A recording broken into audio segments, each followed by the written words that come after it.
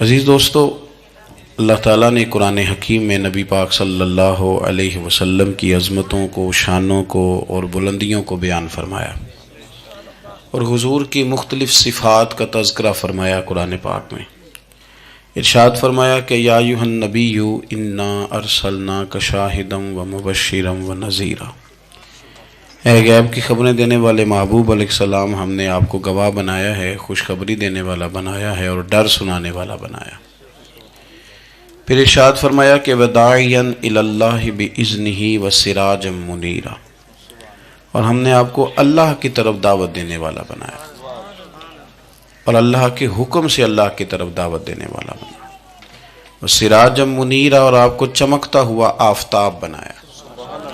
نبی پاک صلی اللہ علیہ وسلم کی ہر شان ہی وراء الورا ہے، لیکن یہ جو حضور کی صفت مبارکہ ہے نا، داعیا الی اللہ کی، کہ حضور لوگوں کو اللہ کی جانب دعوت دیتے۔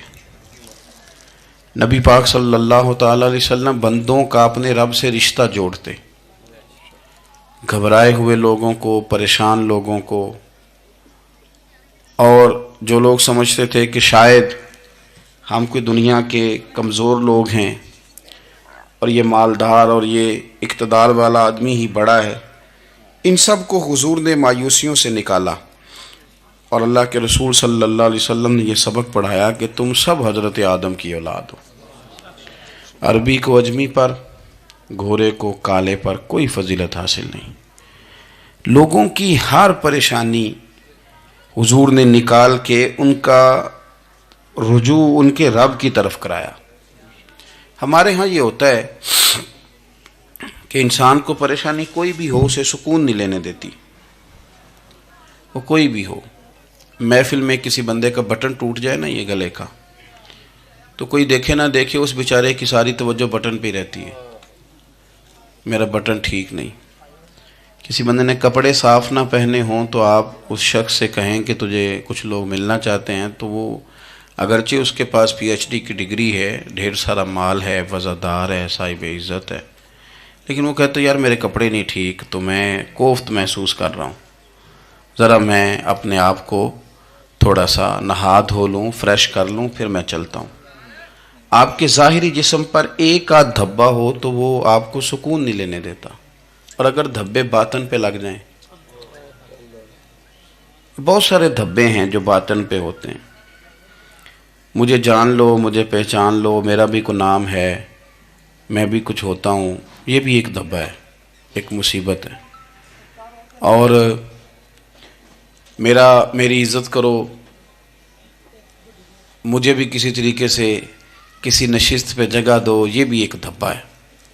یہ ہمارے ہاں، ہمارے ملک کے اندر سیاستدانوں سے لے کر مذہبی لوگوں تک الا ماشاءاللہ پروٹوکول کا ایک مزاج آیا ہے کہ بھی بڑی دشواری پیدا کرتا ہے عام لوگوں کے لیے، بڑی آزمائش میں لوگ آ جاتے ہیں۔ حسد کر لینا، کسی بندے کی نعمت کو دیکھ کے جلنا، یہ بھی آپ کو بڑا بے سکون رکھتا ہے۔ تکبر کرنا کہ میں کوئی چیز ہوں اور باقی کو تھوڑے سے مجھ سے چھوٹے ہیں، یہ سارے دھبے، یہ ساری نقصان کی چیزیں۔ اور نبی پاک صلی اللہ علیہ وسلم نے تعریف یہ بیان کی، فرمایا ما حاک فی صدرک، یہ جو تیرے گناہ ہیں یہ تیرے سینے میں کھٹکیں گے، یہ تجھے بے چین رکھیں گے، یہ کانٹے کی طرح چبھیں گے۔ تو جتنے مرضی اچھے کپڑے پہن لے، جتنی مرضی اونچی جگہ بٹھا دیا جائے، اگر تیرے اندر کوئی روگ ہے وہ تجھے سکون سے نہیں جینے دے گا۔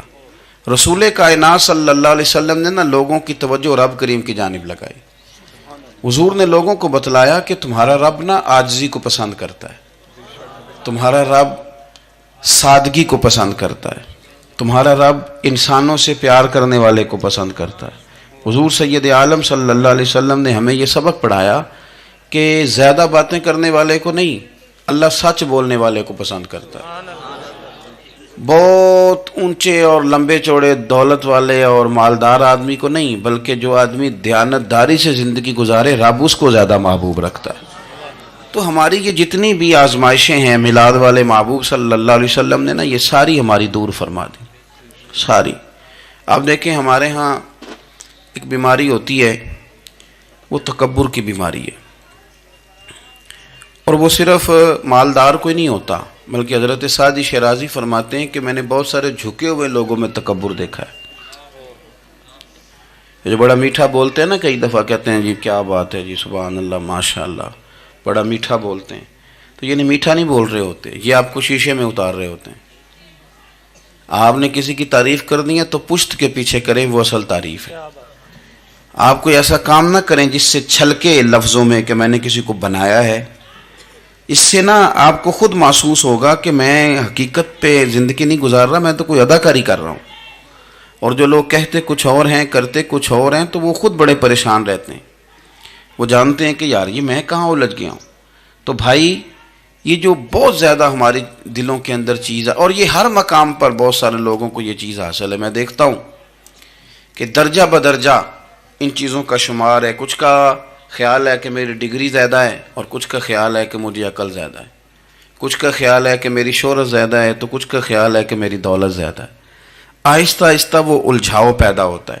کسی کا کچھ نہیں جاتا، وہ خود آدمی بے چین رہتا ہے. حال دیکھیں نا، یہ میری طرح کو بندہ آ جائے نا محفل میں، جس کو عادت ہے اسٹیج پہ بیٹھنے کی، اچھے لوگوں کی، بزرگوں کی، سادات کی بات نہیں کرتا، تو اس کو کبھی بیچارے کو پیچھے بیٹھنا پڑ جائے نا، تو وہ گردن اونچی کر کر کے نقیب محفل کو دکھاتا ہے کہ میں آ گیا، کسی طریقے مینو بھی ساتھ لے کے، بے چین رہتا ہے. اور اگر اسے سکون حاصل ہو کہ بھئی حضور کی محفل میں بیٹھنا ہے، جہاں جگہ مل گئی وہیں پہ ٹھیک ہو، اور وہ سکون کے ساتھ. دیکھو اس محفل کا مہمان خصوصی میں نہیں، حضرت بزرگ تو سرپرستی کاری رہے ہیں، میں نہیں. اس محفل کا تو مہمان خصوصی وہ بندہ ہے جس نے محفل سے پہلے یہاں جھاڑو دیا ہے، جس نے یہاں دریاں بچھائی ہیں، جس بیچارے کی فوٹو بھی کوئی نہیں آئی، وہ مہمان خصوصی ہے. اور اس محفل کا تو وہ مہمان خصوصی ہے جو چپ کر کے کہیں کونے میں بیٹھا ہے، اس کو کوئی دلچسپی نہیں کہ کوئی مجھے بھی جانے گا، کوئی مجھے بھی پہچانے. اسے تو اتنا پتہ ہے کہ میں اپنے پیارے حبیب کی تعریف سننے کے لیے آیا ہوں. آپ اپنے اس طرح آپ کا ذوق دوبالا رہے گا اگر آپ عاجزی کے ساتھ، انکساری کے ساتھ، رب رسول کی رضا کے لیے کسی جگہ بھی آپ اپنے آپ کو سیٹ کر لیں گے تو ماحول آپ کا ٹھیک رہے گا. ورنہ آپ الجھاؤ کا شکار ہیں، ورنہ آپ پریشان ہیں، ورنہ آپ تکلیف میں، ورنہ آپ آزمائش میں. بخاری شریف میں حدیث ہے، قاضی ایاز مالکی رحمۃ اللہ علیہ نے بڑی تفصیل سے لکھی ہے. راوی حضرت انس بن مالک ہیں. ایک بندہ بڑی دور سے آیا نبی پاک صلی اللہ علیہ وسلم کی زیارت کے لیے، بڑی دور سے. عرب کے جو سردار ہوتے تھے ان کے بڑے ناز نخرے ہوتے تھے. وہ خیر آج بھی ہیں، پروٹوکول کا ماحول آج بھی، یعنی وزیر صاحب کے آگے دو چار گاڑیاں نہ ہوں تو ان کو مزہ ہی نہیں آتا. پولیس والے آگے پیچھے بھاگیں تو حالانکہ ان کو نہیں پتا کہ جو پولیس والے آگے پیچھے بھاگ رہے ہیں نا، یہ حکومت بدلی تو گرفتار کرنے بھی انہوں نے ہی آنا ہے. لیکن وہ بڑا مزہ آتا ہے جب لوگ گاڑی کے پیچھے بھاگتے ہیں. کیا بات ہے جناب، بڑی بات. اور ہماری طبیعتوں میں پتہ نہیں کون سی، یہ پیسے پھینکنے والے دوست مجھ سے ناراض نہ ہو جائیں، لیکن میں اکثر سوچتا ہوں کہ یار یہ کس طرح کا کام ہے کہ پہلا کھلارنے پھر آپ اکٹھے کر دیں. تو آپ کٹھے دے دیں جس کو دینے ہیں، ختم ہو جائے بات. یعنی وہ محفل میں نا گپ شپ ہو رہی ہوتی ہے، اکٹھے کرنا لے، پان دینا لے، کس چکر میں پڑ گئے. حضور غوث اعظم رضی اللہ تعالیٰ عنہ کی محفل میں شیخ یحییٰ نجار آیا کرتے تھے تو وہ کہتے تھے کہ ہم وہاں گنتے تھے آج کتنے بندوں نے توبہ کی، تو ہم سے گنے نہیں جاتے تھے، اتنے لوگ توبہ کرتے تھے. بزرگوں کی محفلوں میں توبہ کرنے والے گنے جاتے تھے، ہماری محفلوں میں پیسے گنے جاتے ہیں اور وہ پرچیاں دی جاتی ہیں. ایسا نہ کریں، اس سے گھٹن پیدا ہوتی. اور پھر جو نوٹوں والے ہوتے ہیں وہ فرنٹ سیٹوں پہ آ جاتے ہیں. بہت سارے غریب سوچتے ہیں کہ میرے پاس بھی اگر کرارے نوٹ ہوتے تو میں بھی آگے ہوتا. تو کم از کم یہ جو میلاد کی محفل ہیں ان میں تو سب کو ایک جیسا رہنے دے، یہاں تو امیر غریب کا فرق نہ ہو، اس کو تو مہربانی کریں. تو نبی پاک صلی اللہ علیہ وسلم کی خدمت میں وہ شخص بڑی دور سے آیا. تو عرب کے بادشاہوں کا مزاج تھا، پروٹوکول بڑا چاہتے تھے. ان کا تو یہ طریقہ تھا کہ حکمرانی کرنی ہے جیسے بھی ہو. اگر کسی غلام نے دھوپ میں بندھا رہ گیا، اونٹ اور چھاؤں میں نہیں باندھا تو درے مارتے تھے، اور اگر اس نے کھول کے باندھ دیا تو پھر بھی مارتے تھے. کہتے تھے اتنا سیانا ہو گیا تو انہیں پوچھا ہی نہیں، خود بخود ہی باندھ دیا. وہ شخص حضور کی بارگاہ میں آیا اور بہت سارے لوگوں کے پاس کیونکہ وہ جاتا تھا اپنے سربراہ کا پیغام لے کے، تو وہ کانپ رہا ہے جب حضور کی بارگاہ میں گیا، ڈر رہا ہے. اب ذرا بات کو سمجھنا، نبی پاک صلی اللہ علیہ وسلم نے اس سے فرمایا کیوں ڈرتے ہو؟ سادہ آدمی ہے، دیہاتی ہے، بدو ہے. اللہ کے رسول نے تھپکی دی. کیوں ڈرتے ہو؟ تو کہتے ہیں حضور مجھے آداب نہیں آتے اور مجھے ڈر آتا ہے، کوئی بات اگر ایسی ہو گئی آپ مدینے کی حکومت کے سربراہ ہیں تو کہیں آپ ناراض نہ ہو جائیں. حضرت انس بن مالک فرماتے ہیں بات کہاں کی تھی، پہنچ کہاں گئی. جب اس نے یہ کہا نا کہ آپ تو حکومت کے سربراہ ہیں، کہیں کوئی غلطی نہ مجھ سے ہو جائے، تو نبی پاک کی آنکھوں میں آنسو آ گئے. حضور رونے لگے اور نبی پاک صلی اللہ علیہ وسلم فرمانے لگے نہ بھائی تو کسی حکومت کے سربراہ کے پاس نہیں آیا، نہ تو اس بیٹے کے پاس آیا ہے جس کی ماں گوشت کے خشک ٹکڑے کھا کے بھی گزارا کر لیتی. میں تو ایک غریب ماں کا بیٹا ہوں.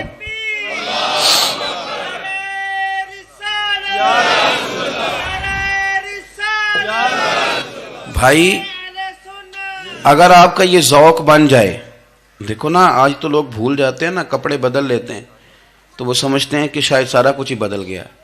یعنی گاؤں سے آ کر پڑھنے والے بھول ہی گئے ہیں کہ کس کی ماں نے کتنا زیور بیچا. لوگ بھول جاتے ہیں چیزوں کو. اپنے ماضی کو یاد رکھیں، آپ لوگوں کے ساتھ پیار کریں، آپ لوگوں کو موقع دیں، آپ تھوڑی سی اور کوشش کریں اس شخص تک جانے کی جو آپ کو مایوس نظر آ رہا ہے، پریشان نظر آ رہا ہے. یہ ہمیں میلاد والے محبوب صلی اللہ علیہ وسلم نے درس دیا. ایک اور پہلو، حضور سید عالم صلی اللہ علیہ وسلم نے، ہمارے ہاں نا ابھی بھی برادری کی تقسیم ہے، ابھی بھی، اور کچھ میں نے ایسے کمزور لوگ بھی دیکھے. یہ اس طرح کی حرکتیں ہارے ہوئے لوگ کرتے ہیں. ہارے ہوئے لوگ جو اپنے آپ کو سمجھتے ہیں کہ میں کوئی بڑا آدمی ہوں. بڑا آدمی تو اپنے اخلاق سے ہوتا ہے، اپنے کردار سے ہوتا ہے، اپنی سخاوت سے ہوتا ہے، لوگوں سے پیار کرنے سے ہوتا ہے. باقی یہ کہ بیٹھ کے کہانی سنانا کہ میں بڑا کچھ کرتا ہوں، تو جو کچھ کرتا ہوتا ہے اسے سنانے کی کوئی ضرورت ہے. ایک اور بہت سارے لوگ آپ تعزیت کرنے جائیں نا والد کے انتقال کے بعد، تو ان بیچاروں کو بتانا پڑتا ہے کہ ابا جی میرے بغیر دوائی نہیں کھاتے تھے.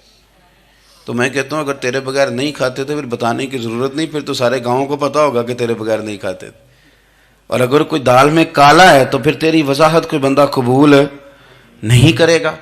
تو آپ کو بتانا کیوں پڑ رہا ہے اور آپ بار بار اس بات کا ذکر کیوں کر رہے ہیں کہ ہم بہت بڑے قبیلے کے ہیں؟ صاحب اگر آپ بڑے قبیلے کے ہیں تو پتہ ہوگا سارے علاقے کو آپ کتنا لوگوں کا خیال کرتے ہیں، آپ کس قدر محبت کرتے ہیں، آپ کا انداز کریمانہ کس طرح کا. پھر آپ کو بتانے کی کوئی ضرورت نہیں ہوتی، پھر خود بخود خبر ہوتی.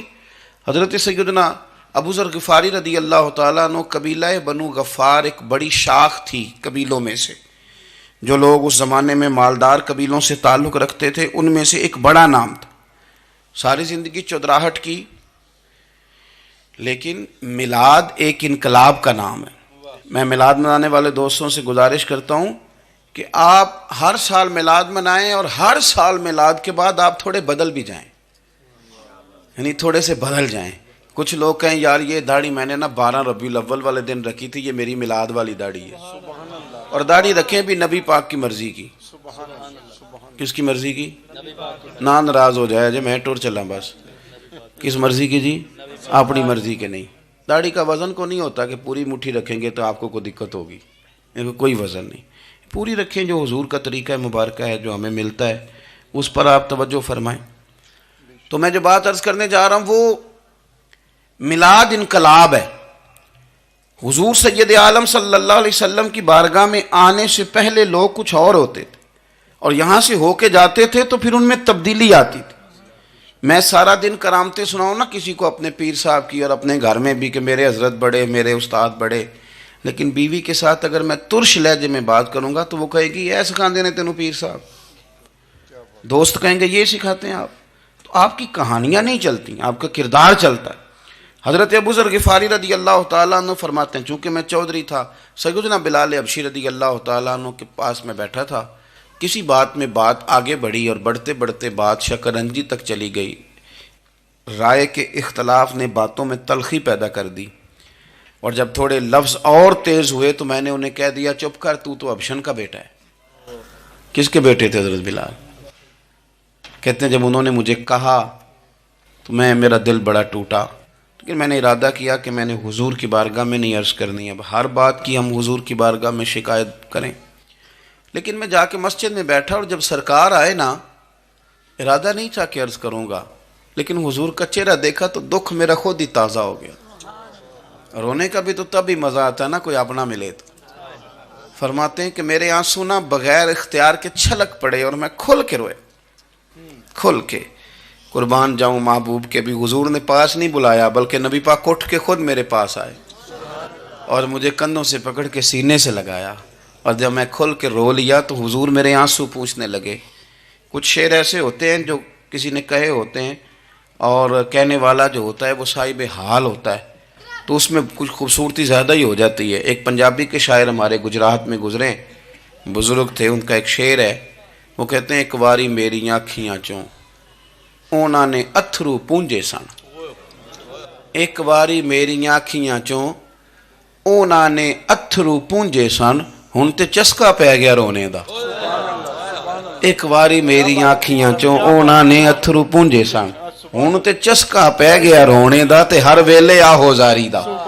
تو میں روز رونے لگا ہوں، مزہ ہی بڑا آیا ہے جب سے محبوب نے چپ کرانا شروع کیا۔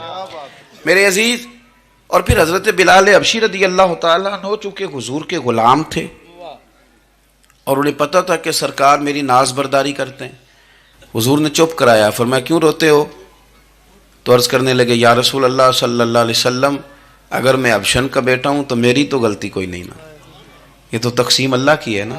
الذی خلقک فسواک فعدلک فی ای صورت ما شاء رکبک، جس طرح وہ چاہتا ہے، جس کو چاہتا ہے اس طرح کی اس کی صورت بنا دیتا ہے۔ تو مجھے حبشن کا بیٹا کہا جاتا ہے، میری غلطی کیا ہے؟ حضرت بلال نے بھی نہیں بتایا کس نے کہا ہے، لیکن نبی پاک صلی اللہ علیہ وسلم نے کیا فرمایا؟ امام یوسف صالحی نے لکھا ہے، ذرا غور کرنا بات پر، تسلیاں لوگ اور رنگ میں بھی دیتے ہیں، پر یہ تسلی بڑی انوکھی ہے۔ حضور فرمانے لگے بلال اگر تو حبشن کا بیٹا ہے تو پریشان کیوں ہوتا ہے؟ کالے رنگ والی ماں کا بیٹا ہے تو پریشان کیوں ہوتا ہے اگر تیری والدہ کا رنگ کالا ہے تو؟ عرض کی حضور آپ کیا فرمانا چاہتے ہیں؟ تو سرکار فرمانے لگے میں دو ماؤں کا بیٹا ہوں، ایک جناب آمنہ جنہوں نے مجھے پیدا کیا، اور ایک حضرت ام ایمن جنہوں نے میری پرورش کی، مجھے بڑا کیا۔ حضور فرمانے لگے میری ماں آمنہ کا رنگ گورا تھا اور میری ماں ام ایمن کا رنگ کالا ہے۔ تو فرمایا اگر تجھے کسی نے کالے رنگ والی ماں کا بیٹا کہا تو اسے کہہ دینا مدینے والی محبوب کے بھی تو ایک والدہ کا رنگ کالا ہے، تو کہہ دینا۔ حضرت بلال کہتے ہیں کہ وہ اس طرح کی تسلی تھی، طفل تسلیاں نہیں جس طرح کی ہمیں دی جاتی، وہ اس طرح کی خوبصورت تسلی تھی کہ اس کے بعد میرا دل ایسا ٹھنڈا ہوا، پھر کسی کا تانا نہیں رہا، پھر کسی کی تکلیف نہیں رہی۔ رسول پاک صلی اللہ تعالیٰ علیہ وسلم نے یہ جو آج تقسیم ہے ہمارے ہاں اونچ نیچ کی، چھوٹے بڑے کی، ذات برادری کی، حضور فرماتے ہیں میں نے پاؤں کے نیچے رکھ کے کچل دی، اب اس کا کوئی سٹیٹس نہیں رہا، اب یہ کوئی معاملہ نہیں۔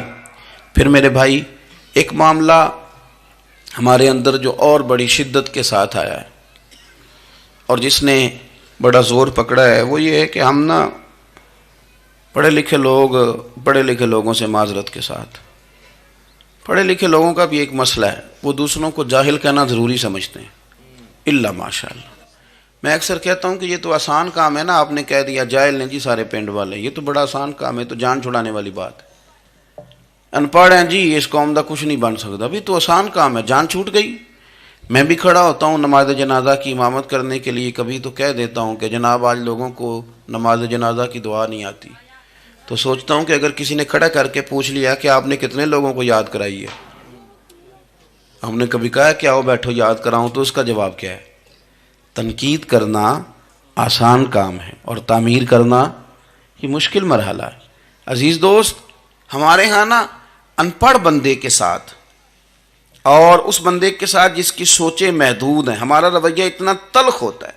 بھائی مزہ تو تب آتا ہے نا جب آپ کو، کچھ لوگ کہتے ہیں میں اچھے کے ساتھ اچھا ہوں، تو اچھے کے ساتھ تو ساری دنیا اچھی ہوتی ہے، آپ نے اس میں کیا کمال کیا؟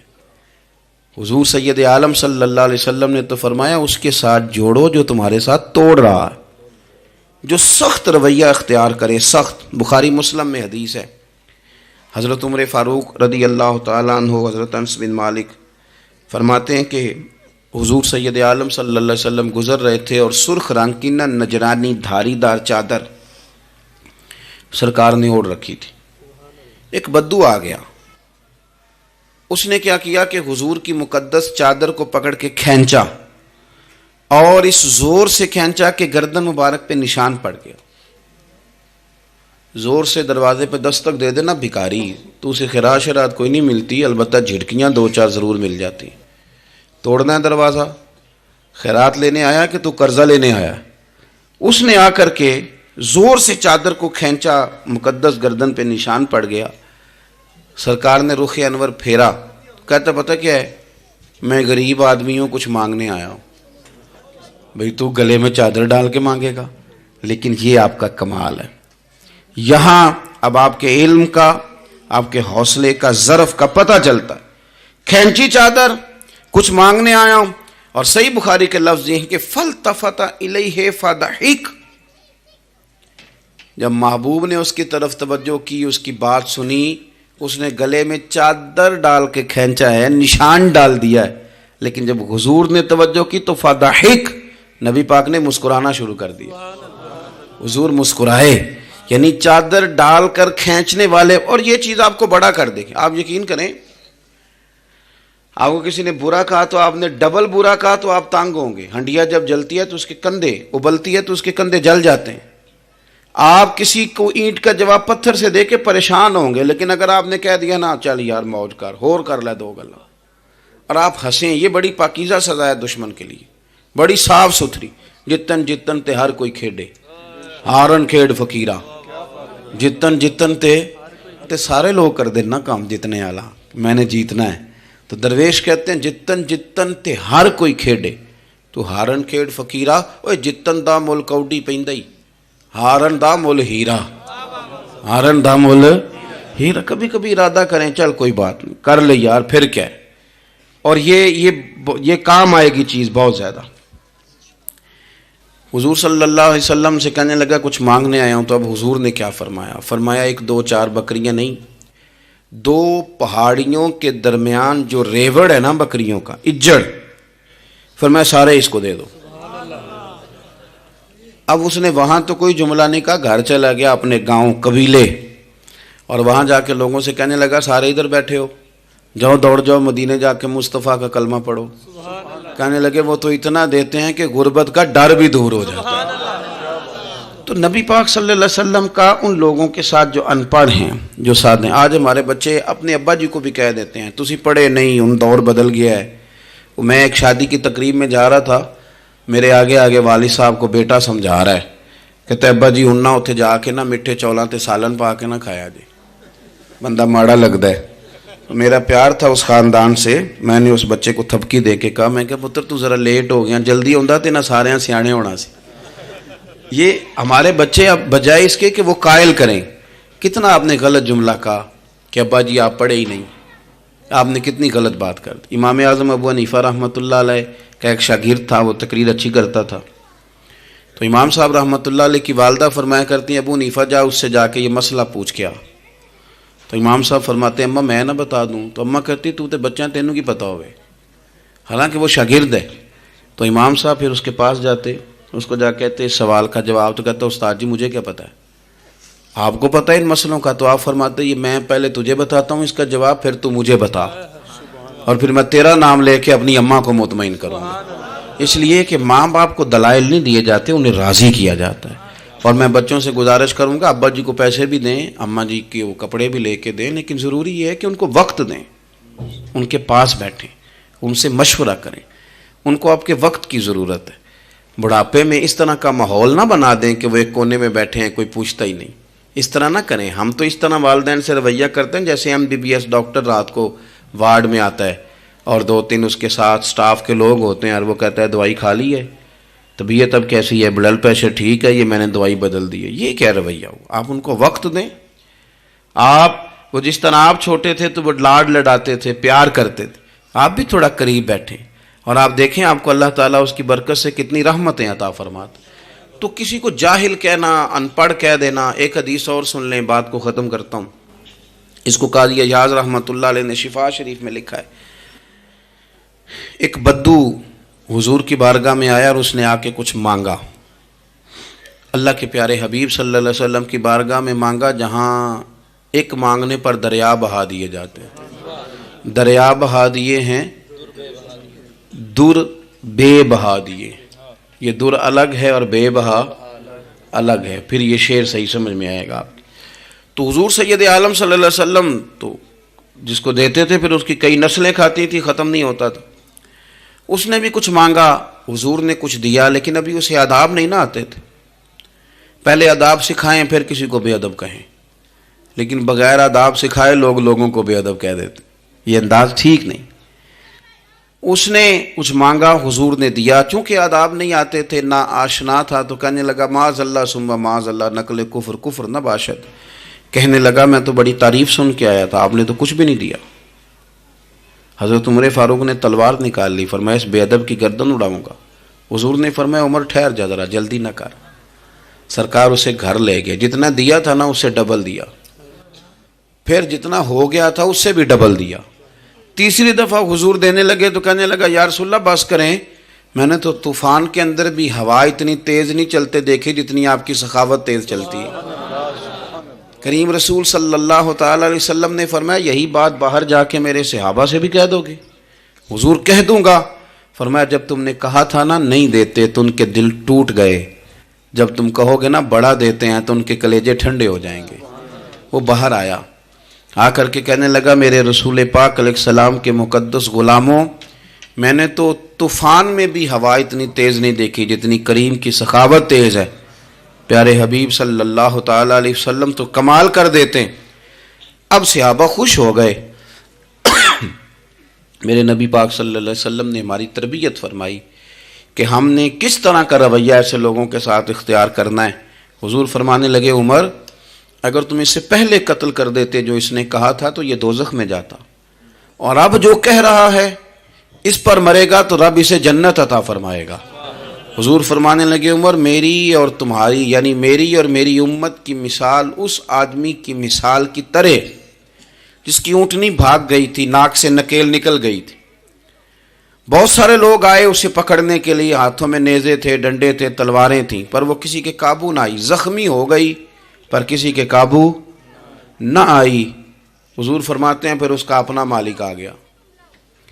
اس نے تھوڑا سا چارہ اٹھایا، میری طرف دیکھیے گا جی، چارہ اٹھایا، اونٹ اس نے اس کو تھپکی دی، بغیر کسی کی مدد کے ناک میں نکیل ڈالی. پھر اونٹنی پر سوار ہوا اور کہنے لگا لوگوں تم نے میرے جانور کو بڑی تکلیف دی، اونٹنی میری ہے، اسے سنبھالنے کا طریقہ بھی مجھے ہی آتا ہے. گویا حضور فرما رہے ہیں عمر یہ امت میری ہے تو اسے کس طرح سنبھالنا ہے یہ طریقہ بھی مجھے ہی آتا ہے. ان کی کہاں کس بنیاد پر کس رنگ میں تربیت کرنی ہے یہ میں جانتا ہوں. ہمیں اگر ہماری زندگی انصاف والی ہو، عاجزی والی ہو، اطمینان والی ہو، عاجزی بھی دل کا نام ہے، اطمینان بھی دل کا نام ہے. بہت سارے گردنیں جھکانے والے بھی عاجز نہیں ہوتے. اپنے دل سے تہیہ کر لیں کہ میں کسی شخص کو بھی اپنے سے چھوٹا نہیں جانتا، کمزور نہیں جانتا. میں کسی شخص کے بارے میں بھی یہ رویہ نہیں رکھتا کہ یہ کوئی برا ہے. اگر کہیں ضرورت پڑے تو کسی کی اصلاح کریں.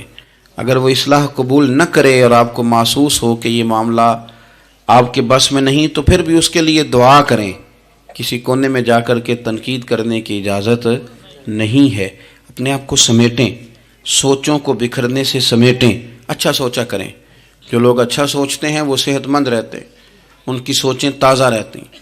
آپ ہر ایک کے بارے میں خیر کا رویہ اختیار کریں اور مثبت پہلو تلاش کریں. آپ مثبت پہلو، ہر وقت تنقید کرنا، ہر وقت تنقید کرنا. میں ایک محفل میں بیٹھا تھا، بات میری ختم ہو گئی تو ایک نعت خواں نے بڑا اچھا شعر پڑھا. ہم بڑی اس بات کی تردید کرتے رہتے ہیں کہ یہ طے کر کے اور پیسے لے کے اور یہ نہیں کرنی چاہیے چیزیں، لیکن یہ کہ یہ غلطی کس کی ہے؟ یہ اس عوام کی غلطی ہے جو ریٹ بناتی ہے، چیزیں خریدتی ہے. جو چیزیں آپ خریدیں گے نہیں بکیں گی بھی نہیں مارکیٹ میں. آپ خریدتے ہیں تو کوئی بکتا ہے نا. میری بات کی سمجھ آ رہی ہے؟ تو ہم یہ سارا کچھ ڈال دیتے ہیں. اب کیا ہوتا ہے کہ اتنی سونی محفل سجی ہوئی ہے لیکن اس میں بیٹھ کر لوگ حضور کی تعریف سننے کی بجائے یہ کہہ رہے ہیں اس نے 40,000 لیا ہے. تو آپ یہ اندازہ کریں کہ وہ جو بات ہمیں اس وقت مدینہ شریف لے کے جاتی، ہمارا عشق رسول تازہ کرتی، تو ہم نے وہاں کیا گھٹن پیدا کر دی یہ کہانیاں چھیڑ کے. کیوں دیتے ہیں آپ پیسے؟ کیوں اس طرح کے ریٹ آپ بناتے ہیں؟ پہلے آپ بناتے ہیں پھر اس کے بعد آپ تنقید کرتے ہیں. اب دیکھیں میں بھی بیٹھا تھا تو اس نے بڑا خوبصورت شعر پڑھا اور بڑی مزیدار بات کی، بڑا مزہ آیا. تو میں نے ساتھ والے سے کہا یار آج بڑے دنوں کے بعد سرور آیا. تو کہنے لگا انہیں 40,000 لے آ جائے. میں انہوں کہا تو 10 منٹ کھلو جانا سی، مزہ تو لینے دیتا. اور پھر میں نے اسے کہا کہ یار بات سنو، کیوں دیتے ہو 40,000؟ اور اگر اس نے لیا بھی ہے نا تو آج اتنا مزہ آیا نا، میرے خیال میں نا اس کا 40 نہیں 80 بنتا ہے. دیکھو نا اس نے ہمیں پہنچا کہاں دیا ہے. تو آپ مثبت لیں چیزوں کو، مہربانی کریں، اچھا سوچیں، اچھے رویے اختیار کریں. وہ کسی شاعر نے کہا تھا کچھ تو مجبوریاں رہی ہوں گی، یوں ہی کوئی بے وفا نہیں ہوتا. اچھی سوچ پیدا کریں، خوبصورت آپ اپنے آپ کو رکھیں. آپ کا فائدہ ہوگا، آپ اچھا سوچیں گے تو آپ کا نفع ہے. ورنہ بکھری ہوئی سوچوں ہلے لوگ تو بیچارے سویرے کچھ ہوتے ہیں، دوپہر کو کچھ ہوتے ہیں، شام کو کچھ اور ہوتے ہیں، اور تیزی سے وہ لوگ بکھر جاتے ہیں. آپ یہ دیکھیں کہ آپ مست رہیں، آپ اپنے آپ کو پریم میں رکھیں، آپ اپنے آپ کو سکون میں رکھیں. کوئی تعریف کرے تو اس کی مہربانی، تنقید کرے تو اللہ بھلا کرے، لیکن آپ نے اپنی سوچوں کو ہمیشہ مجتمع رکھنا ہے. اللہ تعالیٰ آپ کو بہترین صلہ عطا فرمائے. محفلیں ہوتی ہیں حضور کے نام کی، لوگ تو ظاہر آتے جاتے رہتے ہیں، ہر ایک آدمی کی اپنی مشغولیت. آپ تشریف رکھیں گے، حضور کی ثنا خوانی ہوگی. اللہ تعالیٰ آپ سب کو جزا عطا فرمائے. آخر دعوانا جی آج اقبال ڈے جی واقعہ ہے سعد بن نبی وقاص سنا دیا. نہیں وہ کون سا واقعہ ہے؟ وہ تو واقعہ ہے سعد بن نبی وقاص ہے، یوٹیوب تے اپلوڈ ہے. نہیں، ان کے تو کئی واقعات ہیں. جنگ والا چلے میں بات کرتا ہوں، آپ تشریف رکھیں جی. میں بات کرتا ہوں. میں تو اپنی طبیعت کے مطابق بات کر چکا ہوں، اتنی کو میں کیا کرتا ہوں، لیکن ایک بات عرض کرتا ہوں آپ کی خدمت میں. ایک تو یہ کہ آج اقبال ڈے. علامہ اقبال جو ہیں وہ اسلام کے اور صوفیاء کے اور اہل محبت کے بہترین ترجمان ہیں. انہوں نے لوگوں کو رخ جو ہے وہ نبی پاک صلی اللہ علیہ وسلم کی محبت کی جانب پھیرا ہے. تو اقبال سے پیار کرنا اور ان کی تعلیمات کو دیکھنا یہ بھی بڑی کمال بات. ایک بات مجھے یاد آ رہی ہے حضرت سعد بن نبی وقاص کے. بہت ساری باتیں ہیں، میں سمجھ نہیں پایا کہ کس بات کی طرف میرے بھائی نے اشارہ کیا ہے. آپ فرماتے ہیں میں ایک دفعہ قادسیہ کی جنگ کے لیے گیا تھا، تو اس بادشاہ جس سے ہماری جنگ تھی اس کے بارے میں معروف تھا کہ تاج بڑا قیمتی پہنتا ہے. ہوتے ہیں نا جی، ہمارے ملک میں بھی کچھ بادشاہ ایسے ہیں جو 6-6 کروڑ کی گھڑی پہن لیتے ہیں. حالانکہ آپ جتنا مرضی مہنگا جوڑا پہن لیں، اب تعریف کوئی بھی نہیں کرتا. اب ختم ہو گیا دور، اب سارے براء البراء. اب ہر بندے کی ڈیزائننگ بڑی شاندار ہے، جس کو بھی چھیڑ دیں. تو وہ تاج بڑا قیمتی پہنتا تھا، ہیرے لگائے ہوئے تھے. حضرت سعد بن نبی وقاص رضی اللہ تعالیٰ عنہ نے لوگوں سے کہا کہ اس کے تاج کا خیال رکھنا، مل گیا تو مال غنیمت میں فائدہ ہوگا. جنگ ہوئی شام کو، تاج اس کا کہیں ریت میں کھو گیا. لوگوں نے کچھ دیر ڈھونڈا، بادشاہ قتل ہو گیا، ملا نہیں. حضرت سعد بن نبی وقاص نے کہا چھوڑو، سو جاؤ، اتنا بھی ضروری نہیں. فرماتے ہیں کہ میں اپنے خیمے میں چلا گیا تو ایک آدمی نے اندر آنے کی اجازت مانگی. میں نے کہا آ جاؤ. وہ آیا تو اس نے چادر کی اوٹ میں اپنا چہرہ چھپایا ہوا تھا، اور پھر اس نے جب وہ چادر کھولی تو اندر سے اس نے وہ ہیروں کا چمکتا ہوا تاج میرے سامنے رکھا. کہنے لگا میں گزر رہا تھا، گھوڑے کے پیر سے کچھ چیز ٹکرائی ہے، میں نے ریت کھودی ہے تو یہ نکل آیا. تو آپ فرماتے ہیں میں نے اسے کہا یار تو غریب آدمی لگتا ہے، تیرے کپڑے بتاتے ہیں. دامان توکل کی یہ خوبی ہے کہ اس پر پیوند لگے ہوتے ہیں پر دھبے نہیں ہوتے. تو کوئی غریب آدمی لگتا ہے. اس نے کہا جی میں جب آیا تھا تو بچوں کے لیے شام کا کھانا تھا، کسی پڑوسی سے ادھار کی گزارش کر آیا، لوٹ کے جاؤں گا تو اللہ خیر کرے. آپ فرماتے ہیں کہ وہ رکھ کے نا غریب آدمی، اتنی دیانتداری، اتنا اخلاص، چہرہ بھی چھپایا ہوا. جب اس نے رخ پھیرا